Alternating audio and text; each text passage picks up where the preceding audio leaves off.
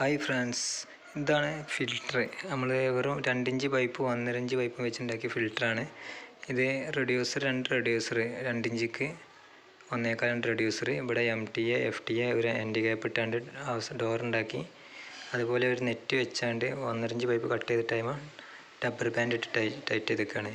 ഇത് അതിൻ്റെ ഉള്ളിൽ ടൈറ്റ് ചെയ്ത് കഴിഞ്ഞാൽ ഇതിൻ്റെ ഉള്ളിൽ കൂടെ നല്ല വെള്ളം വന്നിട്ട് ഈ നെറ്റിൽ കൂടെ മെഷ് ചെയ്താണ്ട് നെറ്റിൻ്റെ ഉള്ളിൽ കൂടെ ഇങ്ങോട്ട് പുറത്തേക്ക് മെഷീൻ്റെ ഉള്ളിൽ കൂടെ പുറത്തേക്ക് വരും.